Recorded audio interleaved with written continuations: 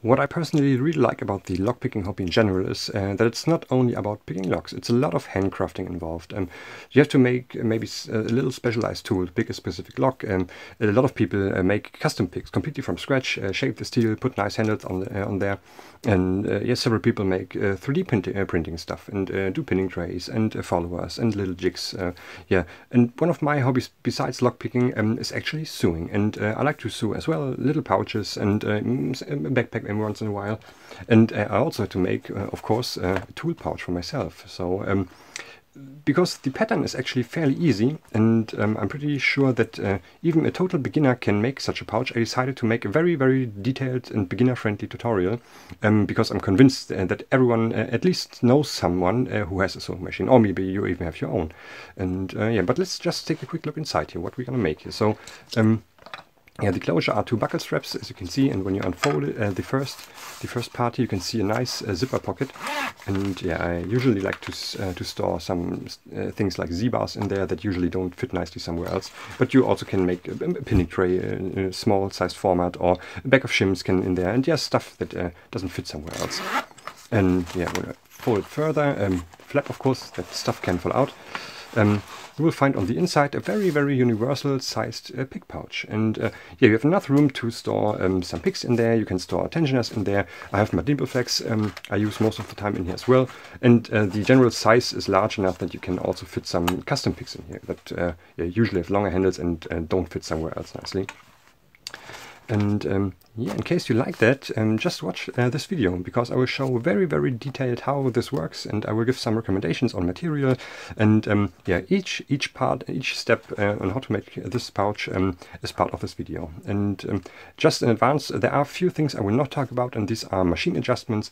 I will not talk about needle types or thread types, because that highly depends on your personal machine, and it pretty much depends on what fabrics you're going to use, so I will not talk about that, because I think I can't give general advice on those things. But everything else will be part of this video. And yeah, in the next scene I'm going to talk about some parts, and yeah, see you on the next scene. Okay, you should be able to download the instructions and the parts list in the info box below, and let's just have a quick overview on the parts on the left side. So these are all the pieces of fabric you're going to need, and part A is basically the outer layer that will protect everything that is inside and will give the pouch basically the strength and the shape. So I would recommend something thicker for this part here. Part B, C, D, and E are all inner parts, so the pick pockets, a zipper pocket, and the inner layer where you sew everything on. And I would use something thinner in this case here, maybe a 500D or 300D Cordura. And part F is going to be the flap, and I recommend, at least in this project here, because it's not planned that I cover all the edges on the flap, I would recommend that you use some kind of tarpaulin, for example. So any fabric that will not fray. You can maybe use some thin leather, for example. That's also a good choice. Yeah, and this is basically all the parts, and in the next scene we're going to talk about the additional parts like zippers, buckles, etc. Okay, on additional parts you need, of course, two buckles. I have here buckles with 25mm in width, and you need one fixed side and one adjustable side here. And yeah, in width you can take basically what you want. Just make sure that the thick webbing is matching nicely with the buckle. So when you have 25mm buckle, you want to have 25mm of webbing, but you can go smaller or larger. It's your choice. As well, you should check if the webbing you purchase matches nicely with the buckles in point of adjusting it. So that means when you pull on one side to adjust it, it should glide smoothly through there, and the other side should lock nicely. So you can test that in the shop, or when you buy online, you can just ask the seller and they should be able to tell you that. You need around 0.7 meters of the thick webbing, or in other words, you need two pieces of each 35 centimeters. You can go a little bit longer if you want, but that should be enough. You also need a very thin webbing, around 2.5 meters, and that will cover all the visible edges. So yeah, get a few meters of that stuff as well. For the zipper, I recommend that you buy an endless coil. That means that you have basically a zipper without the zipper pull inside, and you buy that usually per meter or per feet, depending where you are. And I have a 5mm coil here, and the total width are 3.25 centimeters.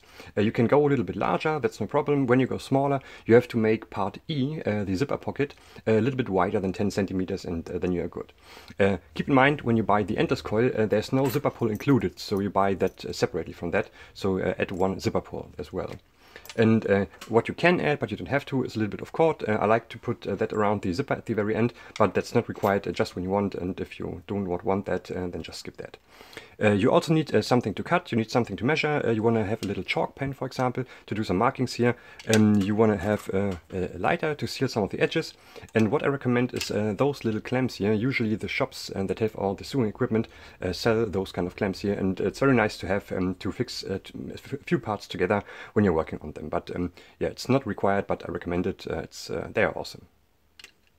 Okay, and just as an idea what you can use, I have some fabrics here arranged in front of you, and yeah, but one thing in advance, and please don't buy everything new. I bet you have an old backpack or an old duffel bag or an old leather jacket at home that you don't need any longer, and you can totally use the stuff that is sewn inside there. So yeah, please check what you have and don't buy everything new. Yeah, use resources you already have. Yeah, just my 2 cents on that here. Okay, first of all, Cordura, of course. Cordura is basically the holy grail of outdoor equipment. Every known backpack uses that stuff. Even military gear is made from Cordura. So yeah, it's a very durable stuff. It's not that expensive, thankfully, and it's commonly available. So yeah, Cordura is always a good choice, and maybe good for your project.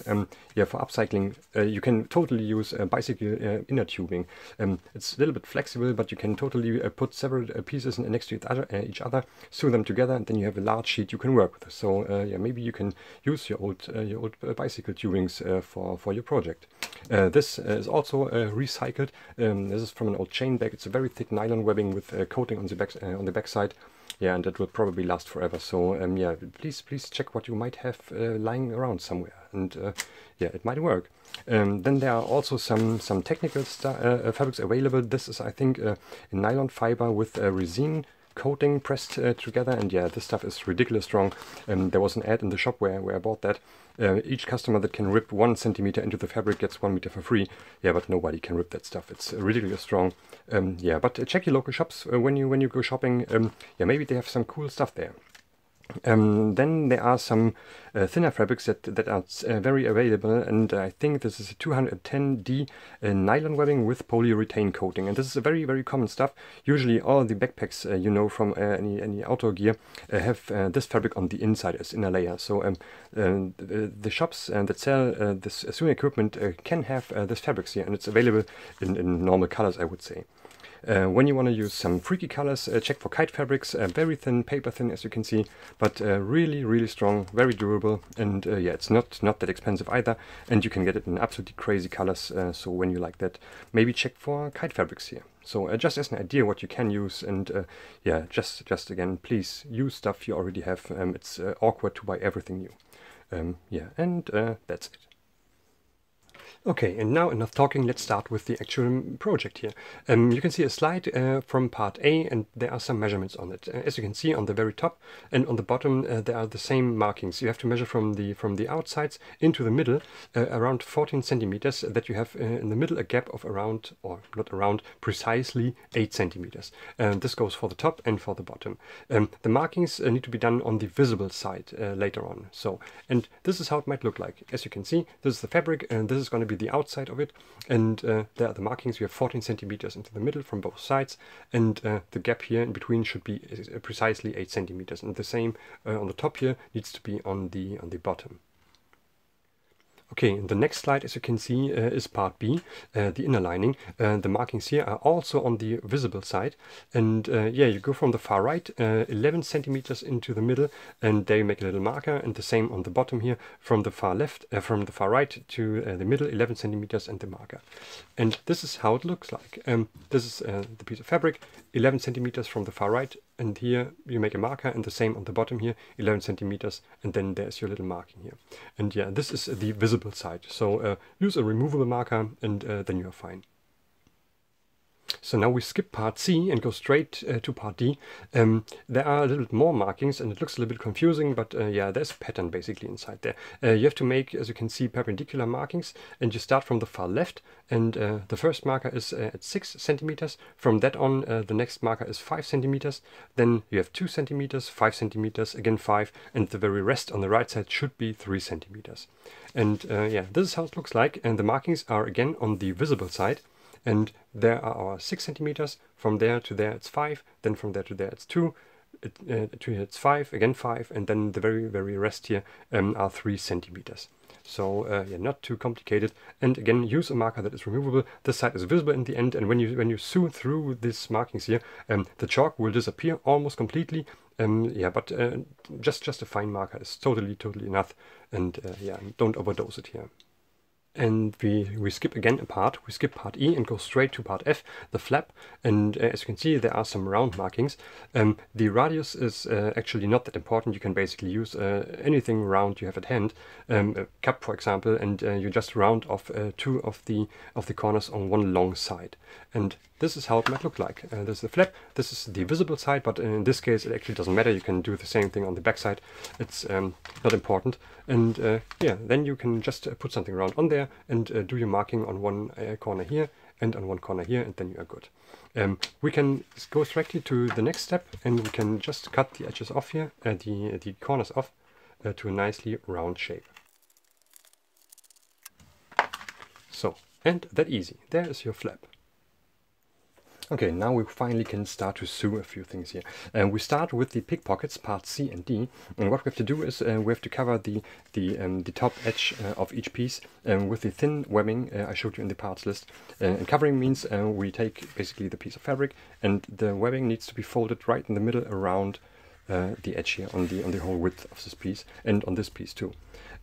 Yeah, you can use these clamps in case you have them, or I know that several commercial available machines already have that feature. There are these little tools here that basically pre-fold the webbing, and while you sew the fabric, the webbing gets nicely folded around the fabric, and yeah, it makes life a lot easier. And when you, especially when you make more stuff, yeah, you want to have such a little tool here. Yeah, it's awesome. So yeah, either you cut the thin webbing to length, and you can then put it around the edge here and fix it with the clamps, or you can use such a tool. Maybe you have this here, it's way cooler, and yeah, then you can start. I also will use one colored thread in this case here, because I like some highlights here, and yeah, so no irritations here, because I switch some colors in between. You don't have to do that, you can just use one color like you want. Yeah, I want to use some highlights here. So the orientation, very important. The slot with the 6 centimeter width needs to be on the left side, and then you have to cover the top edge here. So let's start.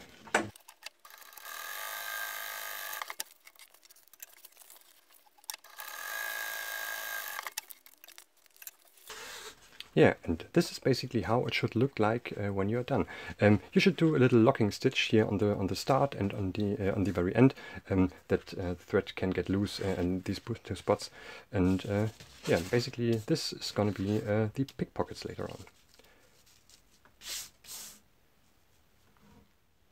Okay, on the next step we're going to prepare the zipper pocket, and for that you need the piece of zipper you have and the part E from the pattern that is for the zipper pocket. And there are several things to do. The first thing is that we have to cover one side of the zipper completely with the thin webbing, and that again you can pre-cut the thin webbing, put it around here and fix it with the clamps, and then sew it on there, or you can use a tool if you have. And yeah, that's basically the first part we have to do, and I'm going to just start with that here.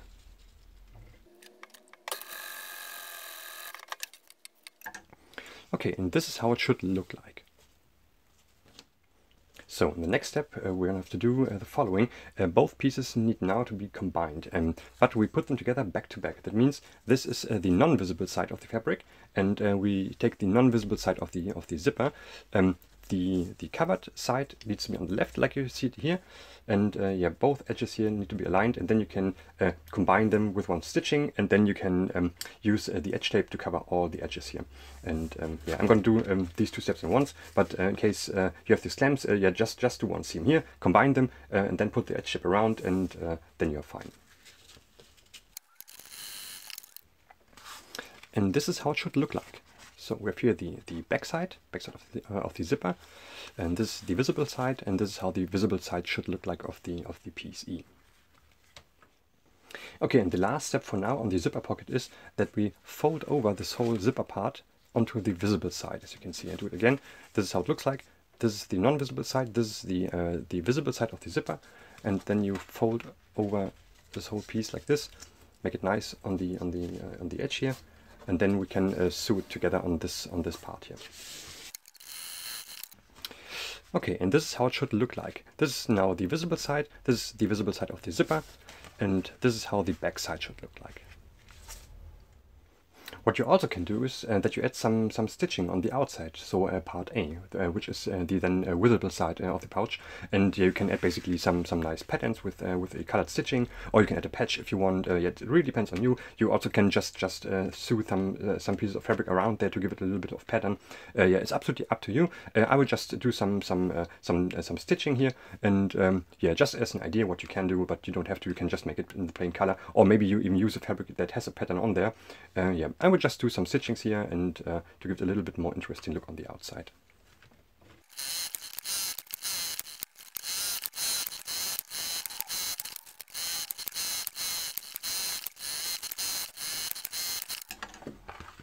Yeah, and this is how it might look like on your personal pouch. When you do some stitching like this, make sure that you do some locking stitches on the start and at the end, and yeah, then you're fine. Okay, now we have to prepare the buckles and the strong webbing.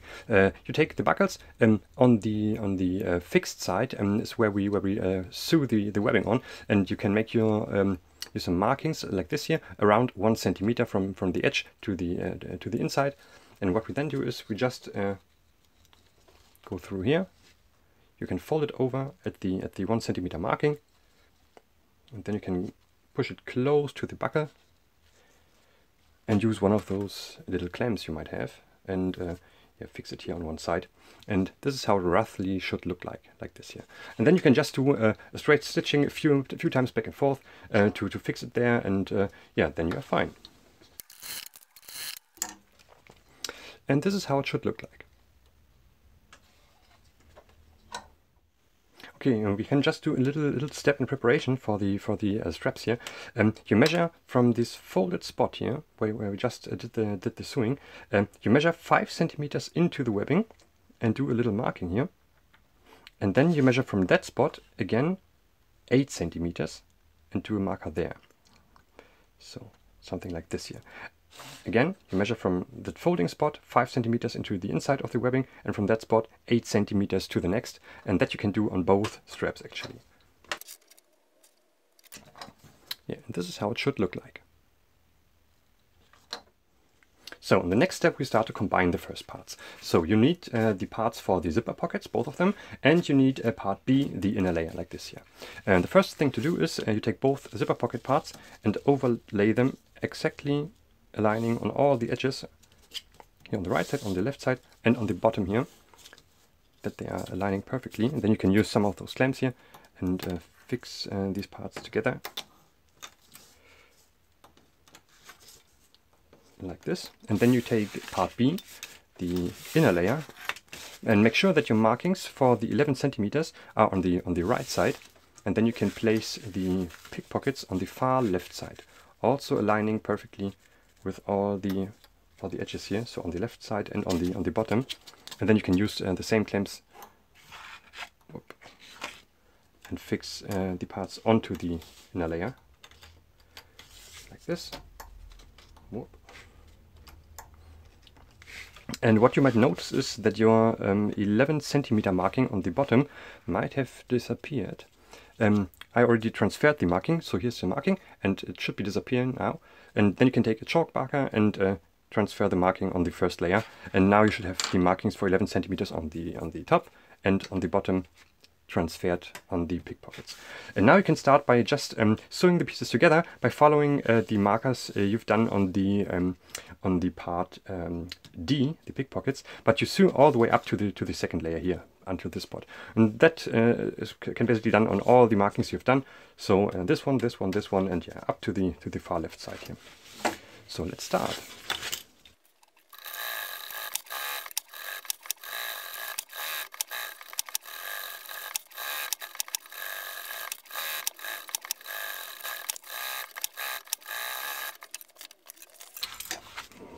So, and this is how it should look like now on your desk. So we have done all the sewing here, and now it starts to look like a pick pouch already. So the next step is we're going to add the zipper pouch. So you notice that there's still no zipper inside here, and that's absolutely right. So take the piece without the zipper in, take the previous arranged sheet we have here, and now you can place the zipper pouch exactly with the outer edge here onto the 11 centimeter markings. Make sure that you are aligning perfectly all around here. So just look at just look at the bottom here, that you have here a nice aligning of the edges. Go right onto the 11 centimeter marking, and then you can use again one of those clamps. Maybe use two, it's not wrong. Turn it over, and the same thing here on the top. Make sure that you are hitting exactly the 11 centimeter marking. There it is. And use a clamp to fit it nicely on there. And you should have an almost rectangular angle here on the side, and yeah, this is how it should look like. And then you can do one single stitching along this side here to make everything nice fitting in there. So, and this is how it should look like. So in the next step we're going to add the zipper, and just in advance, adding a zipper on one of those endless coils is a little bit fiddly, but I will show you how this works. So flip your sheet around like this, that it's upside down, take the zipper here and rip it just a little bit apart like this, and no worries, you can break it like that, it's absolutely fine. Take the zipper and then put just one side in there, then take the other side, and make sure that it's centered nicely, and then you can just push it on there, and you added a zipper to your zipper coil here. Yeah, it's a bit fiddly, no worries, but yeah, after a few tries you will totally get that. And now we can sew the whole thing all around onto the sheet. Just start here at the top.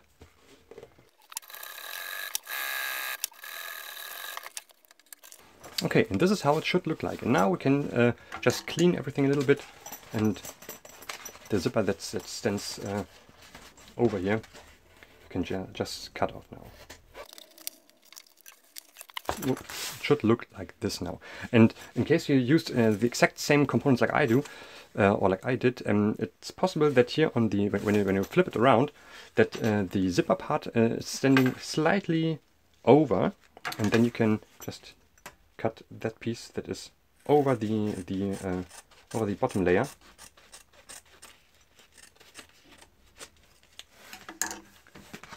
Like this. Yeah, this is how it should look like now. Alright, and the last thing we can do on the all inner part is to add the flap to that sheet here. And for that I would recommend that you can just flip it around. And because we will cover all the edges later with the edge tape, you can just take a little piece of that stuff and basically place it nicely centered on one side. Just put it around here. Use a clamp, fix that, and now you can just eyeball the position of the flap, and you can just place it right centered between basically this piece here and this piece of the zipper pouch, and like this. Again, use maybe one or two of these clamps here, fix it on there,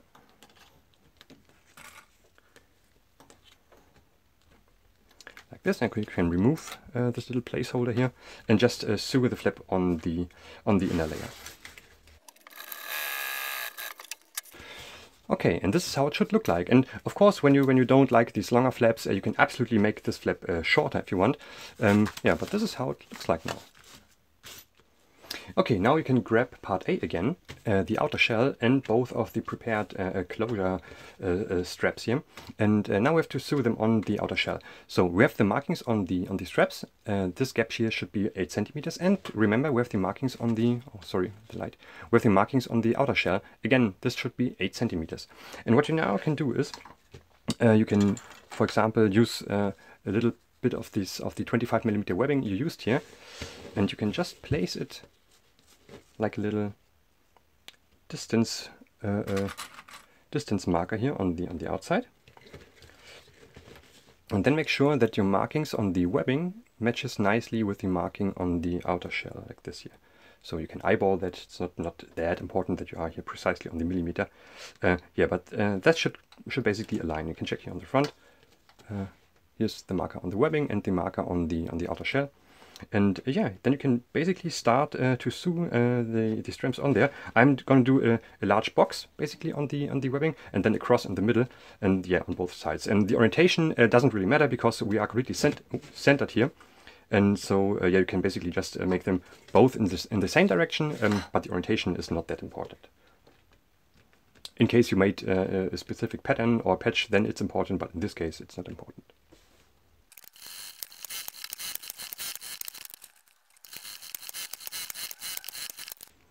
Okay, and this is how it should look like. The straps nicely centered here, all in one direction, and yeah, that's it. Okay, so basically the hard work is done. We have the outer shell here. This is here basically the outer fabric with the straps arranged on there, and we have the inner part with the flap, the pickpockets here, and the zipper pocket on this side.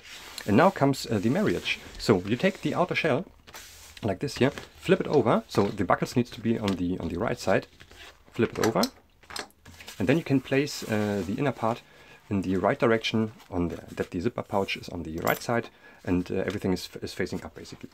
So, and now the reason is that you want to fold it like this later on when it's done, and you want to basically have the buckles in this orientation that you can open it like this. So this would be basically the arrangement of these two parts. Now you can turn it over again like this, and I would just use again one of those little clamps here.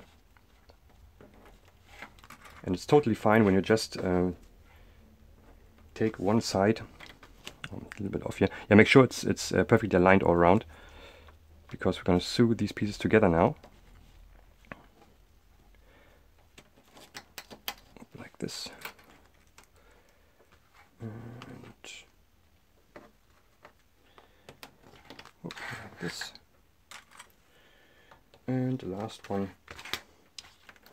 Like this. Yeah, and then now you can basically just do one stitching all around to fix these two parts together, and yeah, let's start with that.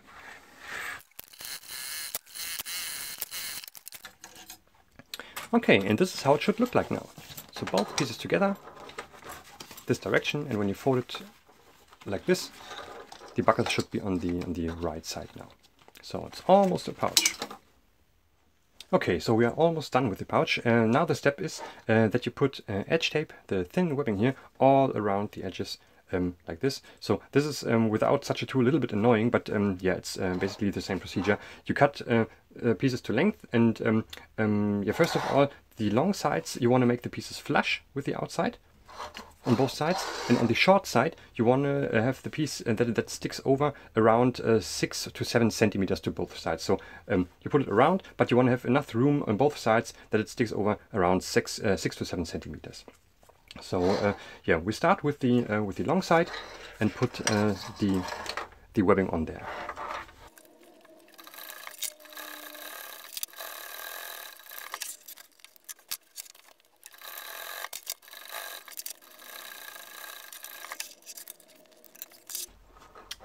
Okay, and this is how it should look like now on the long side. On both sides you should have nicely covered the edges here.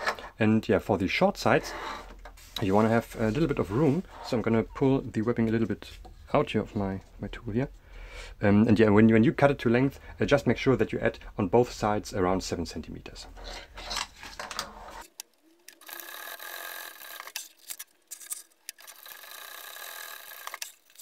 Okay, and this is how it should look like now. On the short sides you want to have to stick the webbing over quite a bit, like this here.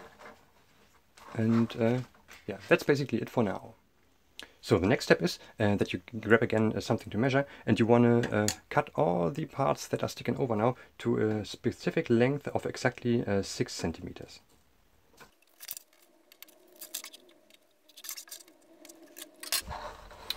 Okay, now you grab your lighter, and you're going to fold the pieces exactly in the middle together, like this. And now you can basically melt this here together. Be careful, please. Like this here. That it stays nicely together here. And yeah, you can do this on all four parts here.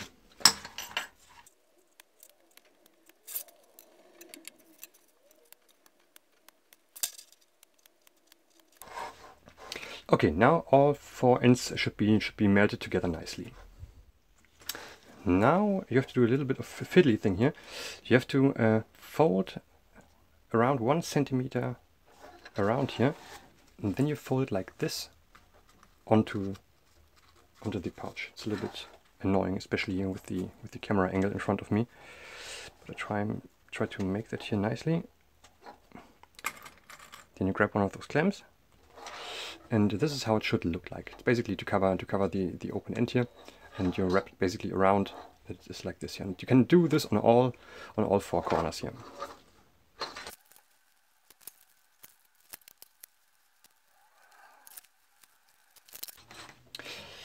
Okay, and now all four corners should be prepared. And what you now do is you basically sew all around the edges a second time, and make sure that you do a little box in each corner here, that you really sew everything on there.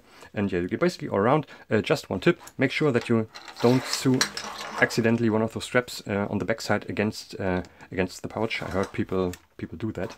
So yeah, make sure that they are always out of the way, and you can sew there nicely. So basically stitching all around and fix these pieces on each corners.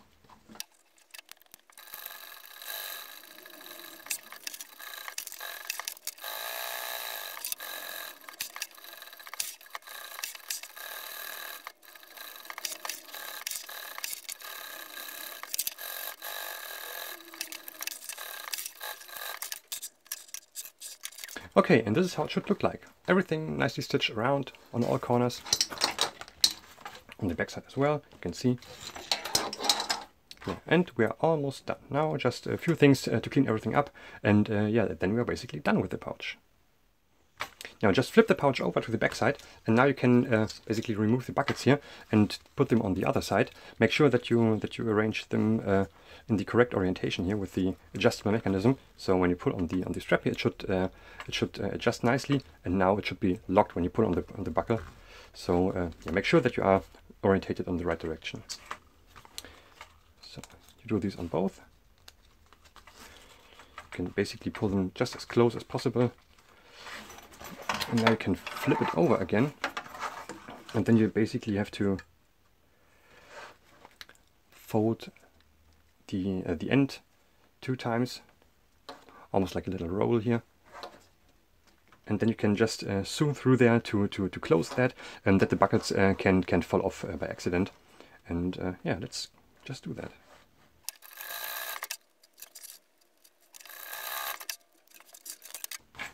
Okay, and that's basically it. When you now try to pull the buckle off, it can't, because it's nicely sealed on the outside. And now the very last step is that you check all the spots where you cut off some of the thread. You can then use your lighter and seal everything nicely, that nothing can fall apart by accident. And yeah, like this basically. Just take a few moments and check every spot where you have been sewing and cutting thread off, and yeah, then you're basically done with the pouch.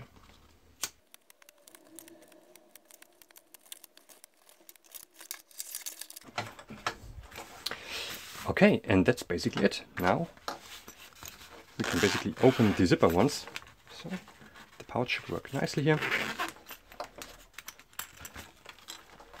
Yeah, and the first times it will be a little bit stiff depending on your material, but after folding it a few times, it will be a bit softer. Just close it. Yeah, I basically can just press it together several times to get it in shape. Depending on the fabric, you can also use some hot ironing and yeah, basically fold the edges here, but yeah, it's not necessary. Just close it, get it into position and in shape. Yeah, and that's basically it. You made yourself your very own tool pouch. And there you go, you made your very own tool pouch. So let's just take a quick look inside here. I added the green cord here, and yeah, fully loaded, this pouch could look like this. And yeah, I hope you enjoyed this video, and I really hope I could maybe inspire you and encourage you to start such a project. And it's really not that difficult, and yeah, just make your own stuff. It's way cooler than buy anything new. And yeah, I hope you learned a few things, and yeah, see you next time.